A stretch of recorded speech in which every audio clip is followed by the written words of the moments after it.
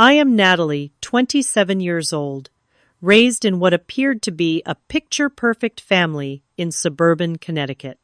Nobody would have guessed that my sister would attack me so brutally that I ended up with 3 broken ribs and a fractured wrist. When my father said, "We will deal with this at home," I never imagined hospital x-rays would become evidence, exposing every dark secret my family had carefully buried for decades. The truth always finds a way to surface. Before I dive into my story, let me know where you are watching from in the comments. Hit that like and subscribe button if you have ever had to stand up to family for the sake of your own safety. Growing up in our white colonial house with black shutters in Fairfield County, Connecticut, we were the definition of upper-middle-class American prosperity. My father, Richard, was a corporate lawyer with a prestigious firm in New York City, commuting daily in his polished BMW. My mother, Eleanor, maintained her position as a socialite hosting garden parties and serving on countless charity boards. To anyone looking in, we were enviable. "The Hamiltons have it all," neighbors would say, admiring our manicured lawn and my parents' seemingly perfect marriage. But inside those pristine walls, a different reality existed. My sister Vanessa, 2 years older at 29, had always been the golden child. With her straight-A Gradesfield hockey trophies and my mother's exact shade of caramel hair, she could do no wrong in my parents' eyes. I, on the other hand, was perpetually falling short of expectations.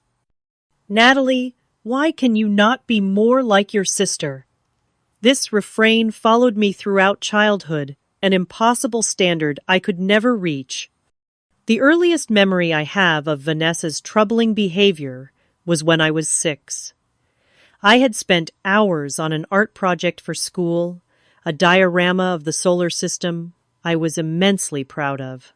The morning I was supposed to take it to school, I found it destroyed planets crushed and scattered across my bedroom floor.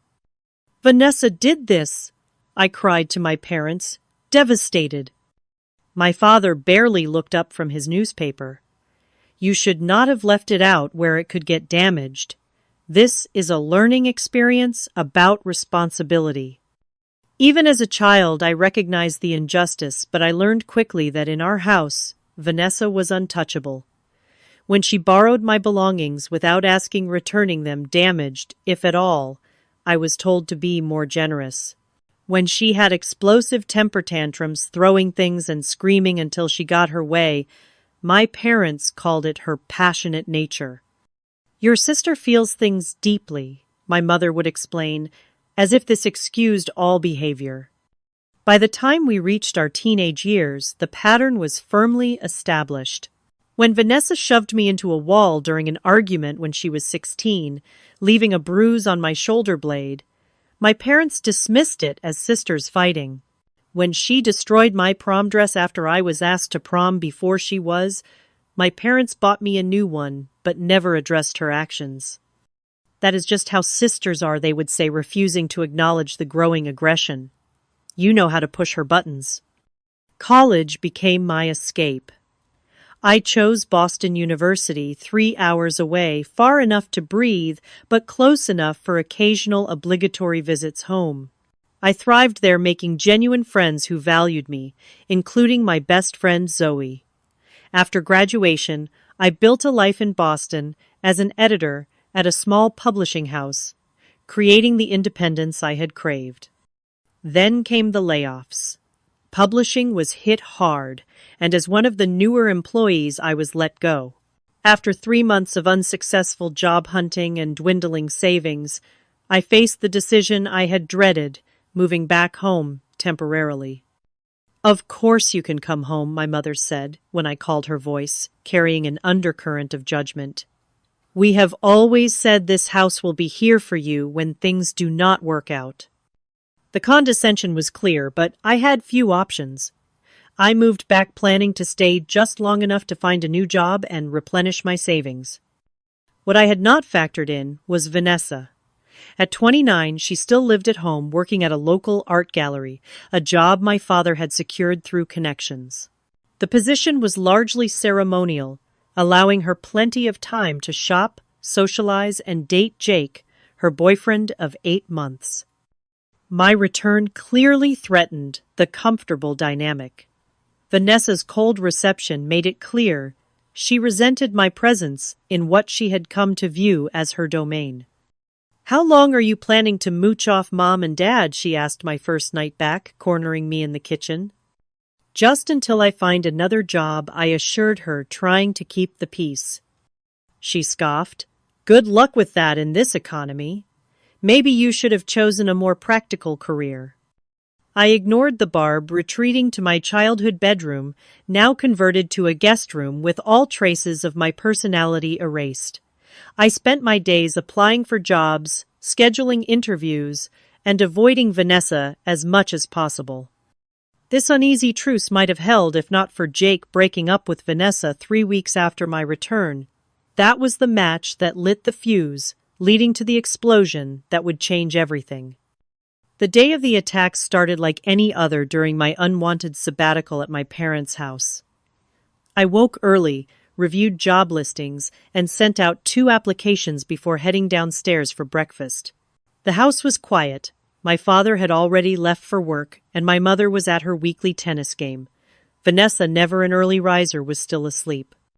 I made coffee and toast, enjoying the rare peace.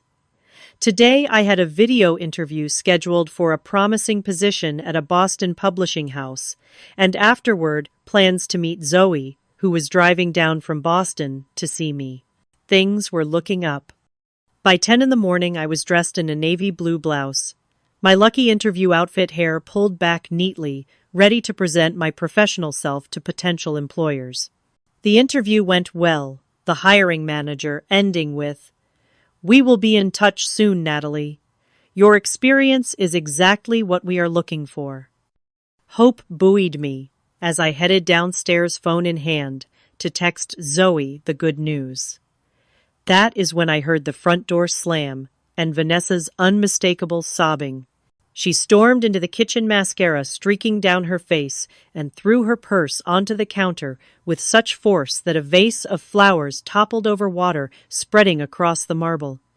"He ended it," she wailed, not even acknowledging my presence.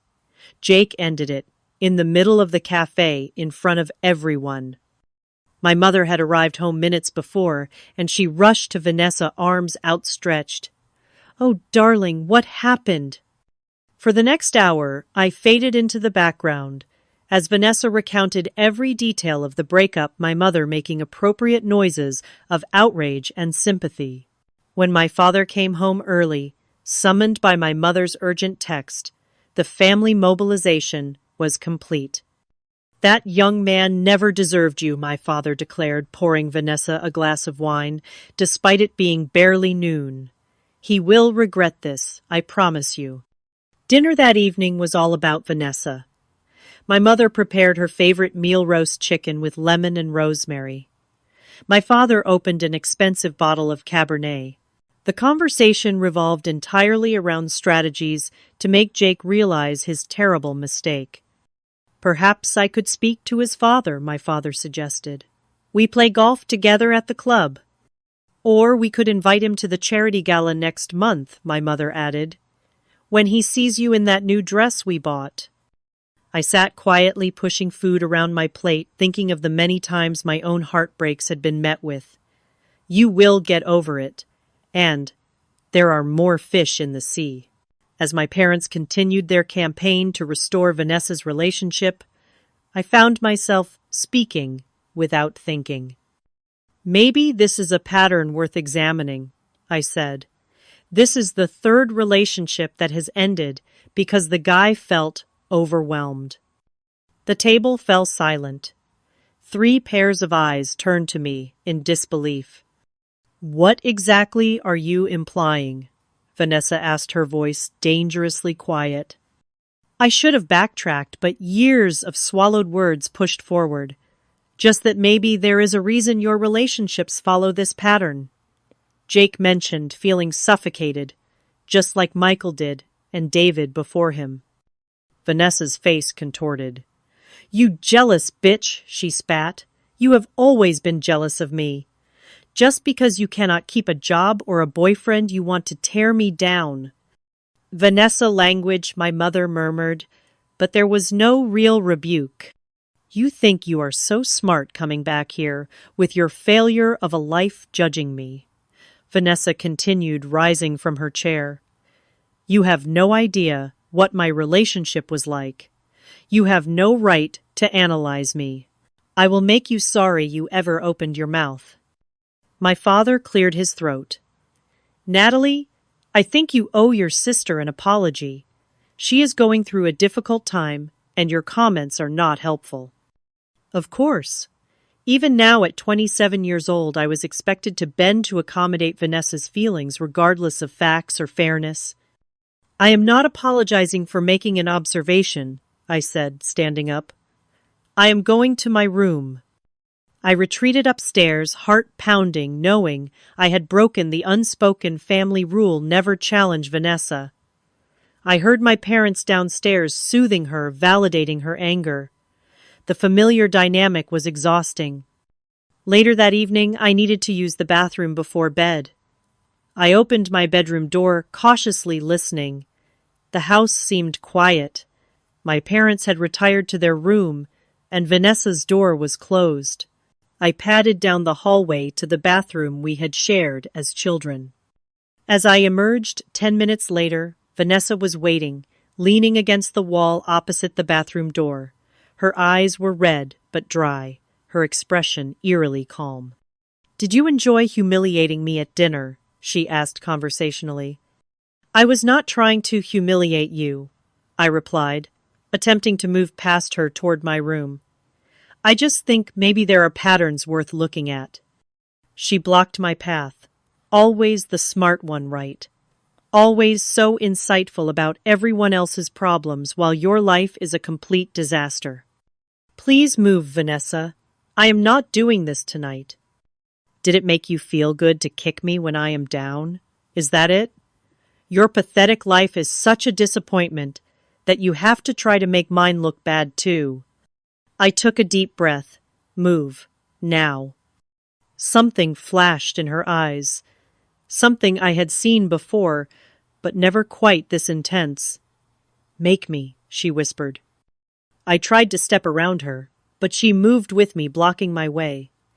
When I attempted to gently push past, she grabbed my wrist, twisting hard.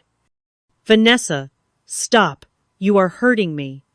Poor little Natalie, always the victim, she mocked, twisting harder, always wanting attention.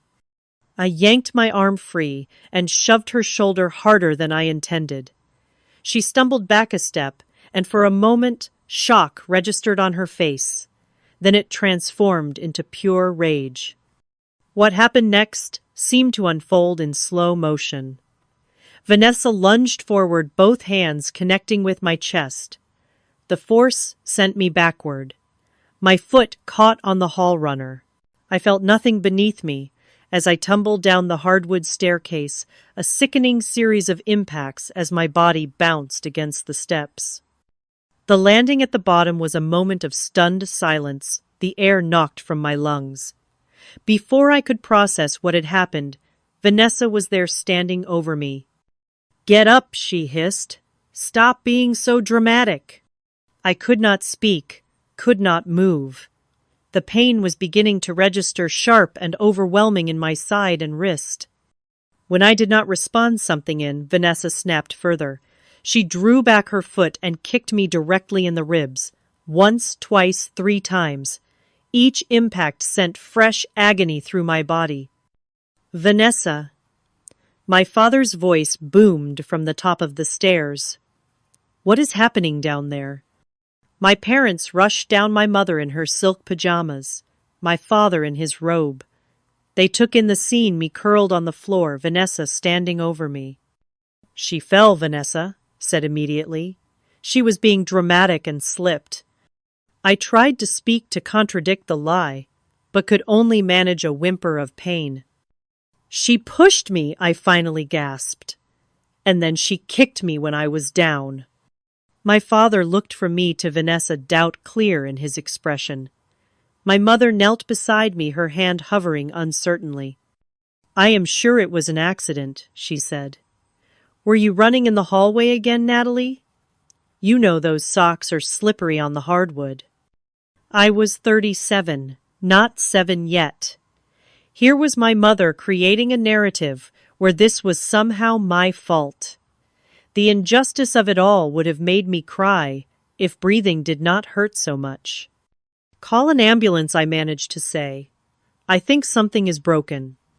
My father shook his head. "No need for all that drama. If you really are injured, I will drive you to the hospital." In that moment, as I lay in excruciating pain while my sister stood unpunished and my parents prepared to minimize what had happened, I realized with perfect clarity that nothing would ever change unless I made it change. "Can you stand?" my mother asked, finally extending her hand to help me up. The movement sent shards of pain through my rib cage. I cried out, collapsing back to the floor. "Maybe just a bruise," my father suggested, looking uncomfortable. "Eleanor, get some ice." My mother hurried to the kitchen while my father turned to Vanessa. "Go to your room. We will sort this out." Vanessa hesitated, a flicker of worry finally crossing her face as she registered the severity of my condition. Without a word, she turned and climbed the stairs, disappearing into her bedroom. My mother returned with an ice pack wrapped in a kitchen towel. "Here, put this on, wherever it hurts," she said, vaguely, clearly at a loss. "I need to go to the hospital," I insisted, through gritted teeth. "Now." My parents exchanged a look I had seen countless times growing up, their silent communication deciding how to minimize damage. "Let us not overreact," my father said. "Rest tonight, and if it still hurts, in the morning." "I cannot even stand up," I interrupted, anger giving me strength. "I need an X-ray. My ribs are broken." Another look passed between them. "All right," my father finally conceded. "But Natalie, this was clearly an accident. You tripped and fell down the stairs. That is what happened." Even now, with me injured on the floor, their priority was protecting Vanessa. "She pushed me," I said firmly. "And then she kicked me repeatedly." My father's expression hardened. "That is not what happened, and that is not what we are going to tell the hospital. Do you understand? We will deal with this at home later." My mother nodded. "Think of your sister's future, Natalie. An assault charge would ruin her prospects." Of course, Vanessa's prospects. Always Vanessa. My father helped me to the car, each movement agony. My mother stayed behind, ostensibly to look after Vanessa, who apparently needed comforting after assaulting me. As my father backed out of the driveway, he began rehearsing the story. "You were rushing to answer the phone, missed a step, and fell. Simple accident. Happens all the time." I stared out the window, tears streaming silently down my face. "Natalie, are you listening to me?" he demanded. "This family has a reputation in this community. I will not have it damaged by some sisterly squabble blown out of proportion." "Squabble," I echoed incredulously. "She could have killed me." "Do not be melodramatic," he snapped. "This is exactly why we need to contain this situation. Your tendency to exaggerate would only hurt everyone involved." The 15-minute drive to Greenwich Hospital felt eternal. My father filled it with alternating threats and appeals to family loyalty. "If you say anything different to the doctors, you will destroy your sister's life. Is that what you want? After everything we have done for you, taking you back in when you failed in Boston." By the time we arrived at the emergency room, I had heard every version of why I owed my family my silence. We were met by a triage nurse who took my information, while my father hovered, interjecting the phone call misstep story at every opportunity. "She has always been clumsy," he added with a forced chuckle that made me want to scream. The nurse, Susan, according to her name tag, looked at me rather than my father. Can you rate your pain on a scale of 1 to 10? 8, I said honestly. She nodded, making notes. And the fall occurred how long ago? About 40 minutes, I replied. And you say you tripped while rushing to answer the phone, she asked, her pen poised. I hesitated, feeling my father's eyes boring into me. That is, what happened. I managed hating myself for the lie. Nurse Susan's expression revealed nothing, but she held my gaze a moment longer than necessary. We will need to take some x-rays. Sir, you can wait in the general waiting area while we take your daughter back. I should stay with her, my father insisted. Hospital policy, Susan replied firmly. We will come get you once she is settled in an exam room. For the first time since the incident, I was separated from my father's controlling presence. The relief was immediate, though the pain remained intense. A technician named Marcus helped position me for the x-rays, each movement excruciating. Try to hold still, he said gently. I know it hurts, but we need clear images. When he examined the first images, his expression changed. I am going to take a few more, he said, repositioning the machine. After several more images, I was wheeled to an exam room. Instead of calling for my father immediately, a doctor entered alone. Dr. Evans, according to his badge, was a middle-aged man with kind eyes and a serious demeanor. Natalie, he said, pulling up a stool beside the gurney. I am Dr. Evans. I have reviewed your x-rays, and I have some concerns. My heart began to race. You have 3 fractured ribs on your right side and a hairline fracture in your right wrist, he continued. But what concerns me is the pattern of these injuries. He pulled up the images on a screen, pointing. These fractures are not consistent with a simple fall downstairs. There are multiple impact points here, here, and here that suggest direct trauma after the fall. Tears welled in my eyes. Natalie, Dr. Evans said gently, Hospital policy requires that I speak with you alone first. Is there anything about how these injuries occurred that you would like to tell me? Outside the door, I could hear my father's voice rising, demanding to see me. A nurse was calmly but firmly refusing. My father is very concerned about our family's reputation, I said quietly. Dr. Evans nodded. I am concerned about your safety and well-being. Whatever you tell me will be handled with appropriate confidentiality, but I need to know the truth to treat you properly. In that moment, with my father's influence temporarily blocked by hospital protocol and faced with medical evidence that contradicted the cover story, I felt the weight of decades of silence pressing against the dam of truth. There is something else, Dr. Evans added, scrolling through the images. We can see evidence of previous injuries, older hairline fractures that have healed. Has this happened before? The dam broke. My sister pushed me down the stairs. I said, my voice barely above a whisper, and then she kicked me multiple times while I was on the ground. Dr. Evans nodded, his expression neutral but kind. Thank you for telling me, Natalie. Has your sister been physically violent with you before? The question opened a floodgate. Years of minimized incidents explained away bruises and accidents that were anything but came rushing to the surface. Yes, I admitted, throughout our lives. But it was always dismissed as normal sibling fighting. My parents always protected her.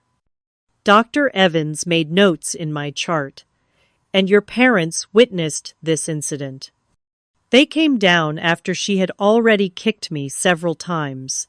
I told them what happened, but they immediately started making excuses, saying, I tripped. My father insisted on the story about answering the phone on our way here. He set down his pen and looked directly at me. Natalie, I need to explain something to you. As a medical professional, I am a mandated reporter. That means, when I see evidence of possible abuse, I am legally required to report it to the appropriate authorities. My stomach dropped. You mean like the police? Yes, and in cases involving adults to social services as well. This is not optional for me, and it is designed to protect people in vulnerable situations. Panic rose in my chest. My father is a lawyer. He will be furious. Your medical care and safety are my primary concerns, not your father's reaction, doctor, Evans said firmly. Based on your x-rays and what you have told me, I am going to bring in our social worker to speak with you. Would that be all right? I nodded simultaneously, terrified and relieved. In the meantime, we need to treat your injuries, he continued. I will prescribe pain medication, and we will need to wrap your ribs. The wrist fracture is minor, but will require a brace. While a nurse administered pain medication, Dr. Evans stepped out. Minutes later, he returned with a woman in her 40s with short gray hair and a gentle demeanor. Natalie, this is Miss Lawrence, one of our hospital's social workers. She would like to speak with you, if that is all right. I nodded the medication, beginning to dull the sharp edges of my pain. Hello, Natalie, Miss Lawrence said, pulling up a chair. Dr. Evans has shared his concerns with me. I understand this is a difficult situation, but I want to help ensure your safety. For the next 30 minutes, I told Miss Lawrence everything about the incident and the long history leading up to it. She took notes occasionally, asking clarifying questions, her expression professional but compassionate. Thank you for sharing this with us, she said when I finished. What you have described is a clear pattern of domestic violence, specifically sibling abuse with parental enabling. I want you to know that you have options and resources available to you. She explained that a police report would need to be filed, but that I would have support throughout the process. She also mentioned temporary housing options if I did not feel safe returning home. What will happen to my sister? I asked. That will depend on several factors, including whether you wish to press charges, but our immediate concern is your safety and medical care. While Miss Lawrence was explaining next steps, a commotion erupted in the hallway. My father's voice no longer contained echoed through the corridor. This is ridiculous. I demand to see my daughter immediately. Do you know who I am in this community? Dr. Evans excused himself to address the situation. Through the partially open door, I could hear him speaking calmly but firmly. Mr. Hamilton, your daughter is receiving necessary medical care. We have protocols we must follow. What protocols? I brought her in for a fall, and you have separated her from her family for over an hour. Sir, based on the x-rays and our examination, we have concerns about the nature of your daughter's injuries that require further investigation. A moment of silence followed. Then my father's voice suddenly lower and more controlled. What exactly are you implying, doctor? I am not implying anything. I am stating that your daughter's injuries are inconsistent with the accident you described, and as medical professionals, we are required by law to investigate such inconsistencies. This is outrageous. I want to speak to your supervisor immediately. Their voices moved away, but the confrontation was clearly escalating.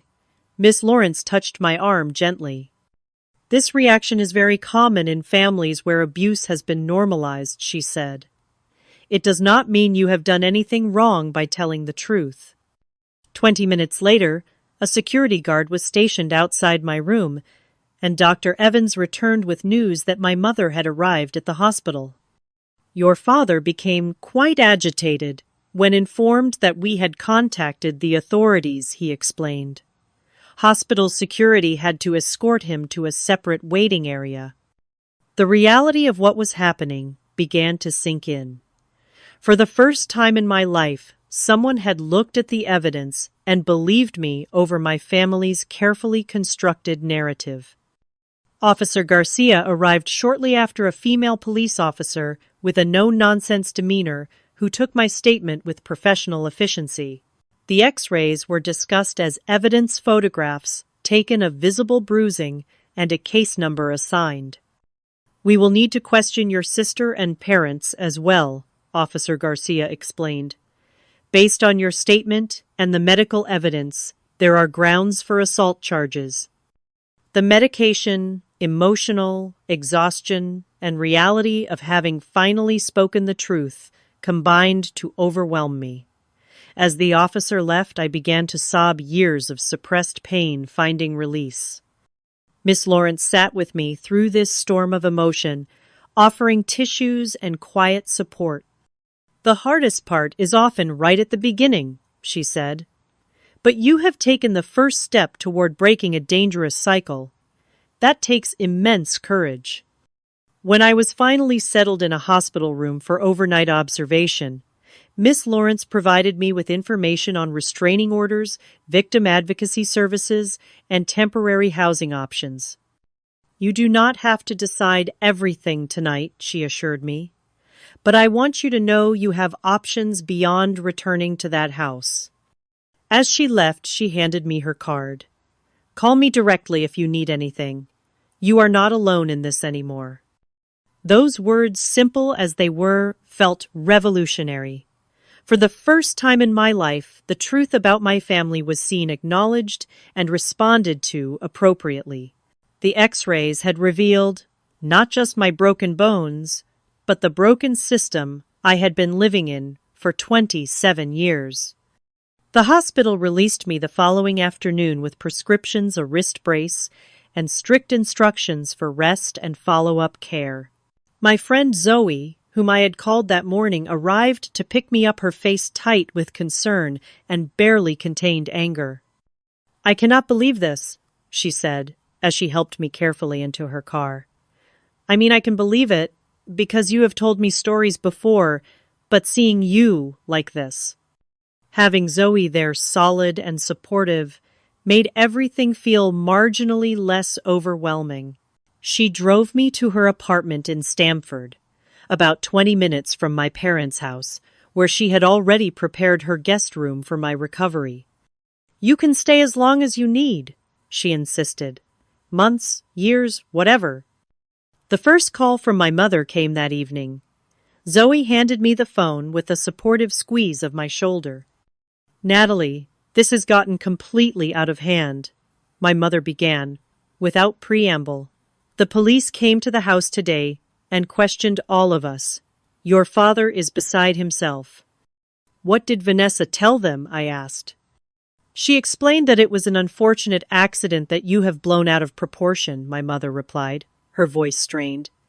"Natalie, you need to come home so we can sort this out as a family. Like you sorted out her pushing me down the stairs, or the countless other incidents over the years. You are being melodramatic. Siblings fight. That is normal. But involving the police, making these wild accusations, this could ruin your sister's life. Is that what you want?" The familiar guilt trip washed over me, but this time wrapped in bandages and medicated for pain. I found it easier to resist. "What about my life, Mom?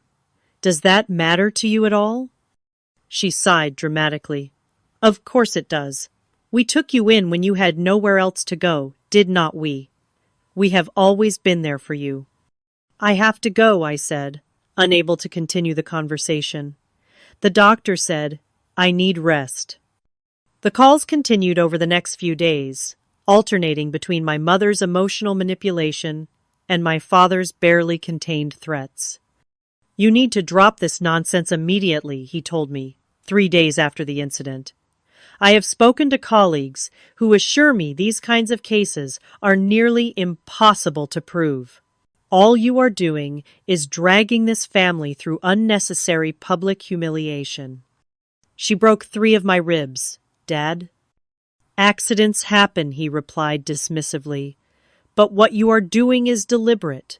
Think very carefully about the consequences of continuing down this path. The consequences became apparent quickly. My car, still registered in my father's name, was reported stolen and had to be returned. My personal belongings at their house became hostages with my parents, refusing to allow Zoe to collect them for me. My cell phone stopped working when I was removed from the family plan. Zoe helped me get a new phone, and I used what remained of my savings to retain a lawyer recommended by the victim advocate assigned to my case. They are trying to isolate and intimidate you, my lawyer, Catherine Wilson, explained during our first meeting. This is textbook behavior in family violence cases. The intimidation extended beyond my immediate family. My grandmother was flown in from Florida, calling me in tears, begging me to stop this madness and come home. Family friends reached out with concerned messages that carried thinly veiled judgment. "We are all so worried about you, Natalie," said my mother's friend Barbara in a voicemail. "Your parents are devastated.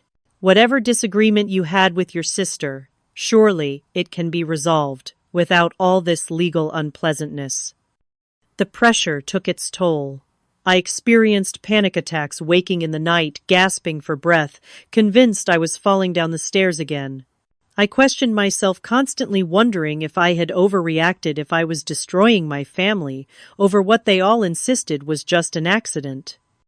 "This is exactly what they want," Zoe reminded me, during one particularly bad night, sitting with me on her couch at 3 a.m. "They want you to doubt yourself so you will drop the case, and everything can go back to the way it was." "Maybe that would be easier," I whispered. "Easier for whom? Not for you." "And what happens the next time Vanessa loses her temper?" She was right, but the weight of standing against my entire family was crushing. What made it worse was learning that my father was using his legal connections to delay proceedings, filing motions and continuances that stretched out the process. Meanwhile, my mother had begun a subtle campaign among their social circle, suggesting that my mental health issues had led me to misinterpret what had happened.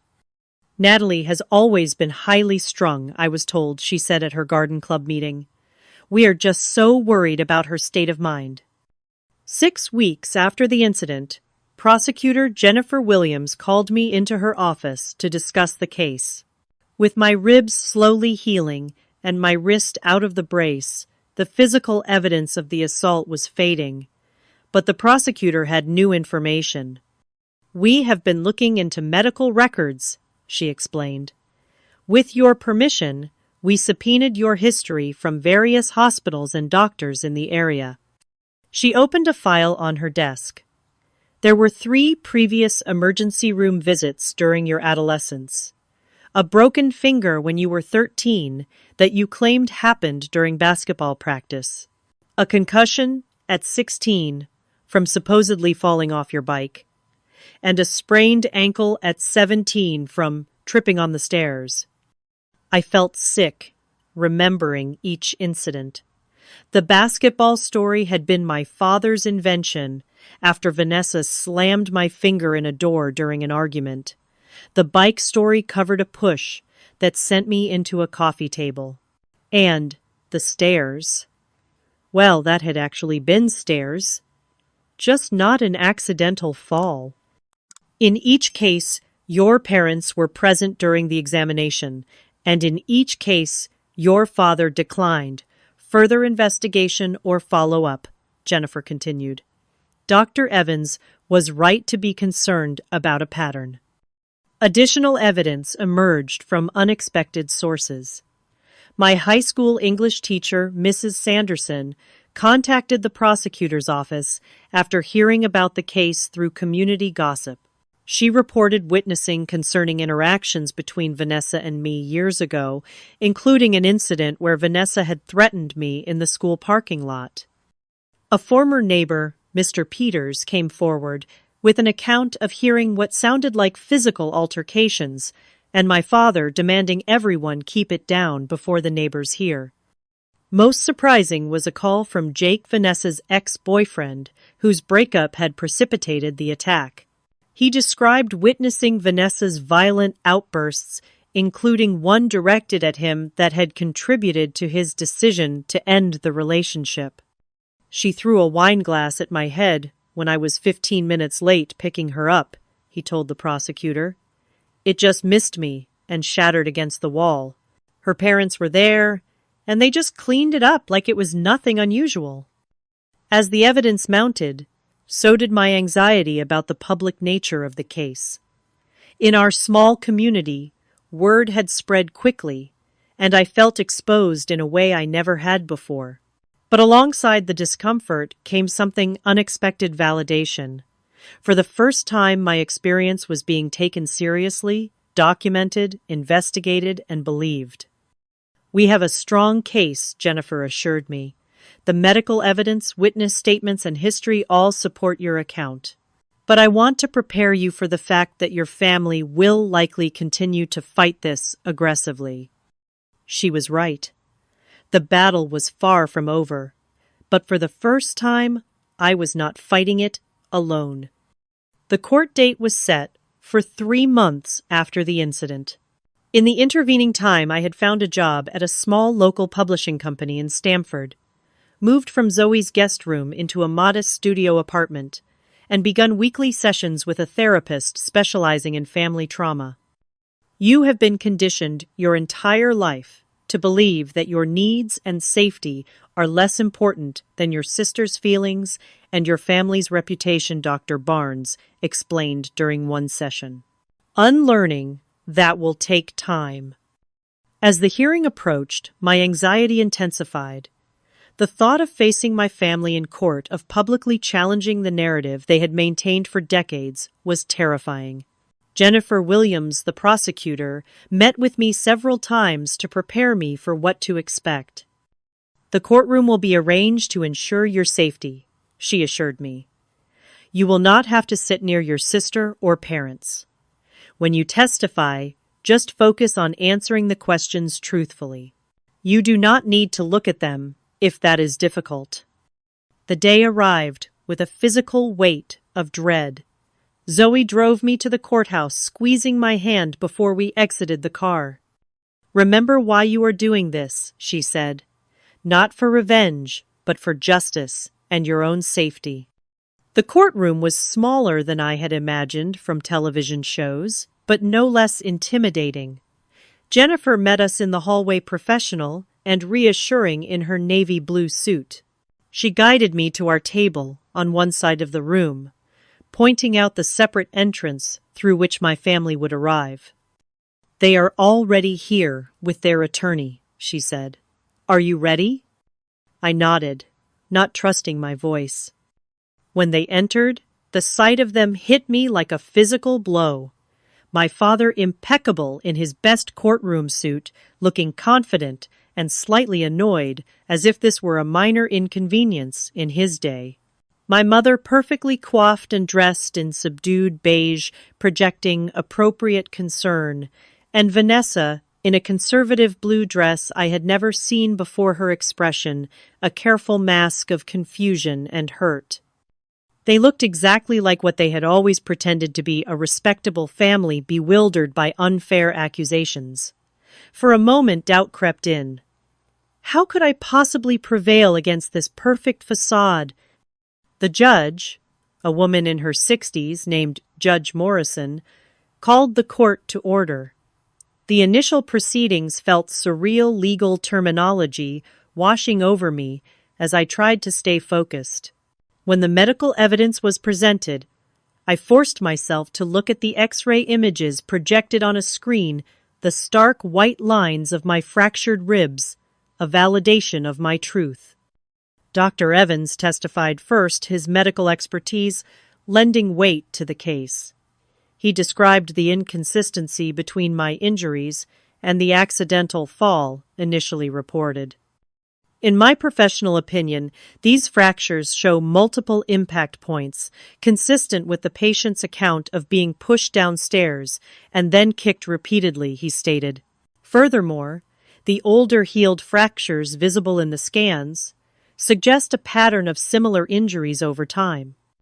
My father's attorney, a colleague from his firm named Gregory Phillips, cross-examined Dr. Evans, aggressively suggesting alternative explanations for both the recent and historical injuries.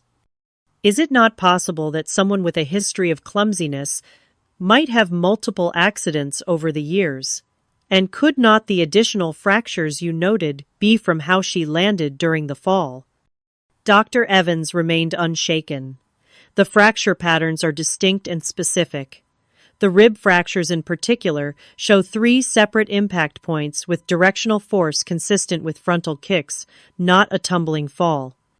When it was my turn to testify, I kept my eyes fixed on Jennifer, drawing strength from her calm presence.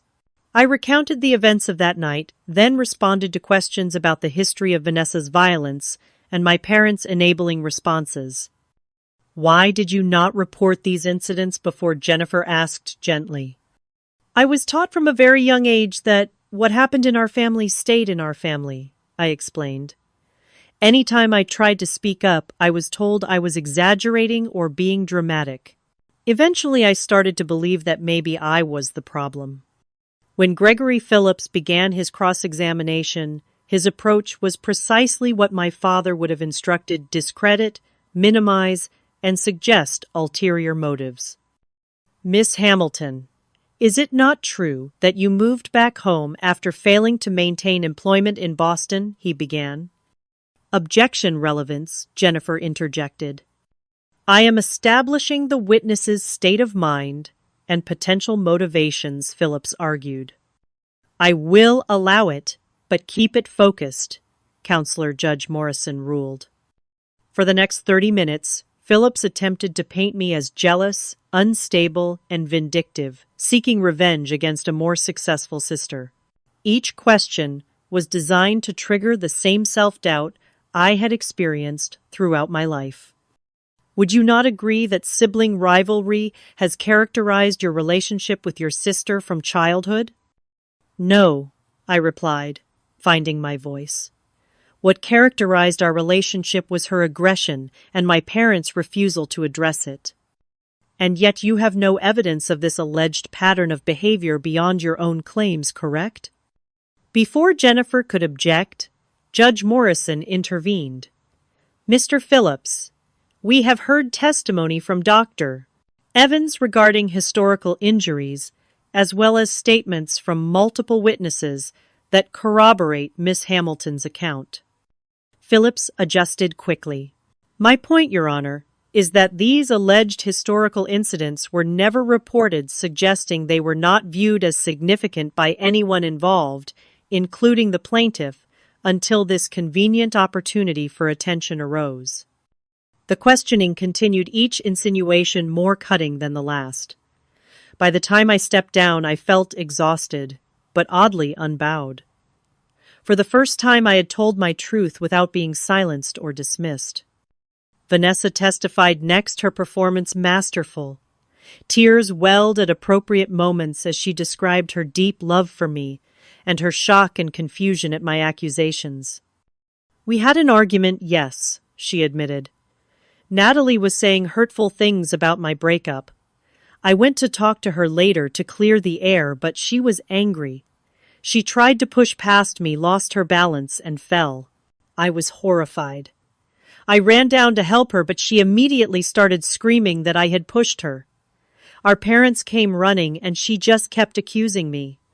Her account was smooth, practiced, and eerily believable. I watched my parents nodding subtly as she spoke, their support evident in every gesture. What Vanessa and my parents could not have anticipated was Maria Vasquez, our former housekeeper, who had worked for our family for 15 years before retiring 2 years earlier. Jennifer had located her during witness interviews, but had kept her testimony in reserve. Maria entered the courtroom with dignity, her gray hair pulled back in a neat bun, her expression resolute. She took the oath and sat down, her hands folded calmly in her lap. "Mrs. Vasquez, Can you describe what you observed regarding the relationship between Natalie and Vanessa Hamilton during your employment with the family? Jennifer asked. I saw many things over those years, Maria replied, her accent slight, but her English precise. Miss Vanessa had a temper from when she was small. When she was angry, she would hit push-throw things. I saw her push Natalie down and kick her many times over the years. She described specific incidents, Vanessa shoving me into a glass cabinet when she was 14, resulting in cuts that my mother treated at home. Vanessa throwing a heavy bookend that narrowly missed my head when she was 17. Vanessa pushing me down the same staircase when I was 22, visiting from college after an argument about borrowed clothes.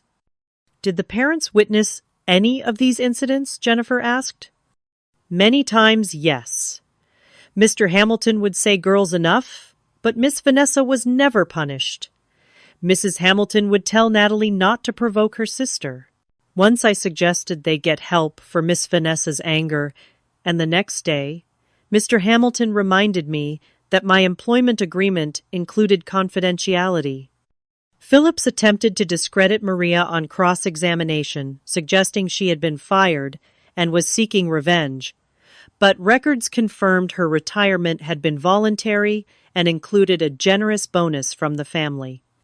Why are you coming forward now, after all this time? Phillips demanded. Maria looked directly at my parents for the first time. Because when I saw the news about Natalie in the hospital with broken bones, I knew that someday, if nothing changes, that girl could be killed. And I could not live with that on my conscience. Her testimony shifted the entire atmosphere of the courtroom. Judge Morrison, who had been taking notes throughout, studied my family with new scrutiny. After brief closing arguments, Judge Morrison announced she would issue her ruling after a short recess. Those 20 minutes were the longest of my life. Zoe sitting beside me, her presence, a silent support. When Judge Morrison returned, her expression was grave. Based on the testimony and evidence presented, I find clear and convincing evidence of a pattern of domestic violence perpetrated by Vanessa Hamilton against Natalie Hamilton, with concerning evidence of parental enabling that created an unsafe living environment. She issued a 1-year restraining order, prohibiting Vanessa from coming within 500 feet of me, my residence, or my workplace. She ordered Vanessa to complete a 26-week anger management program and undergo psychological evaluation and treatment. Finally, she referred the case to the district attorney's office for possible criminal charges. Miss Hamilton, she addressed me directly. The court recognizes your courage in breaking a long-standing cycle of abuse. I strongly encourage you to continue with counseling and to maintain the boundaries necessary for your safety and well-being. As the gavel fell, I felt a strange mixture of vindication and grief. Across the room, my family sat in stunned silence, the facade finally cracked beyond repair. 1 year passed since the court hearing. My physical injuries healed long ago, though occasional twinges in my ribs still serve as bodily reminders of that night. The emotional healing has been slower, more complex, but equally real. My studio apartment has become a true home, small but entirely mine. I painted the walls a soft sage green hung art that I love, and filled bookshelves with volumes that nurture rather than diminish me. For the first time in my life, I live in a space where I never have to brace for criticism or danger. Dr. Winters. My therapist has been instrumental in my recovery. Our weekly sessions have helped me understand the dysfunctional dynamics that shaped my childhood and early adulthood. What you experienced was a classic golden child scapegoat dynamic, she explained, early in our work together. Your sister was idealized while you were assigned the role of problem child regardless of your actual behavior. Through therapy, I learned to recognize how this warped family system affected my self-perception, relationships, and choices. I uncovered patterns of apologizing for needs, minimizing my own pain, and accepting unacceptable treatment because it seemed normal based on my upbringing. Healing does not mean forgetting or even necessarily forgiving, Dr. Winters told me during a particularly difficult session. It means reclaiming your story and your worth. Professionally, I found unexpected fulfillment at Greenfield Publishing. What began as a stopgap job has become a career I value. My editor position allows me to help authors shape their stories, and 6 months ago, I was promoted to senior editor with a team of my own. Your attention to authentic voice and emotional truth is what sets you apart, my boss said during my performance review. The irony was not lost on me that the very sensitivity my family had mocked has become my professional strength. Financial independence has been a crucial part of my recovery. I opened bank accounts solely in my name, built an emergency fund, and learned to budget carefully. The security of knowing I can support myself, come what may, has been profoundly healing. My friendship with Zoe deepened through the crisis. Her unwavering support showed me what healthy relationships actually look like. You never have to earn the right to be treated with basic decency, she reminded me countless times when old doubts crept in. I have begun dating again cautiously. 3 months ago, I met Daniel, a graphic designer with kind eyes and a genuine laugh at a publishing event. Our relationship is still new, but his respect for my boundaries and interest in my thoughts feel like a revelation after years of diminishment. I like who you are, he told me on our third date. Not who you might become or who I wish you were. Just you as you are right now. I nearly cried into my pasta. Contact with my family has been limited and carefully structured. After the restraining order expired, my parents reached out suggesting family reconciliation. Through therapy, I developed the strength to set clear conditions for any relationship moving forward. I need acknowledgement of what actually happened, not just on that night, but throughout our lives, I wrote in a carefully worded email. Without that foundation of truth, there can be no healthy relationship. Their response was predictably mixed.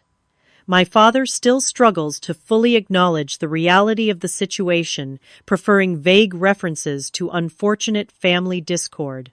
My mother has shown more willingness to at least discuss specific incidents, though she often slides back into minimizing or excusing them. We now meet occasionally for coffee in public places, brief interactions with clear beginnings and endings. I leave these meetings emotionally drained, but also with a growing sense of myself as an adult equal rather than a perpetual child seeking approval. Vanessa completed her court-ordered anger management program and therapy, according to my parents. We have not spoken directly, but she sent a card on my birthday with a simple message, I am working on myself. I hope you are well.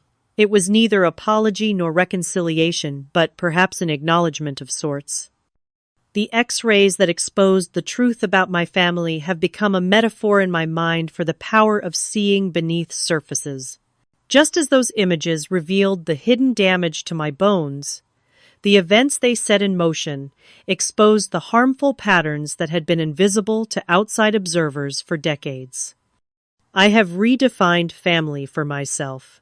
It now means people who respect my boundaries, celebrate my successes, without envy support me in difficulty, without judgment, and treat me with consistent kindness. By this definition, my chosen family of friends has proved far more reliable than the one I was born into. My voice silenced for so long has become one of my most valued possessions. I have begun writing personal essays about family dynamics and healing, published anonymously for now, but perhaps someday under my own name. The feedback from readers who recognize their own experiences in my words has been deeply meaningful. The journey from victim to advocate has not been linear. There are still days when self-doubt creeps in, when the old family narratives replay in my mind. But these episodes grow less frequent and less powerful as I continue to build a life based on truth rather than appearances. I no longer believe that family loyalty requires silence in the face of harm. True loyalty means wanting the best for one another, which sometimes requires difficult truths and appropriate consequences. Sometimes healing requires breaking before rebuilding can begin. Like a bone that must be properly set to heal, straight relationships sometimes need clear breaks before they can possibly become healthy. Have you ever had to stand up to family for your own well-being? Or do you know someone who has been through something similar? Share your thoughts in the comments below. I hope my story helps anyone facing similar struggles to recognize that they deserve safety and respect. If this resonated with you, please like and subscribe for more stories about finding strength through difficult truths. Thank you for listening. And remember, your voice matters and your truth deserves to be heard.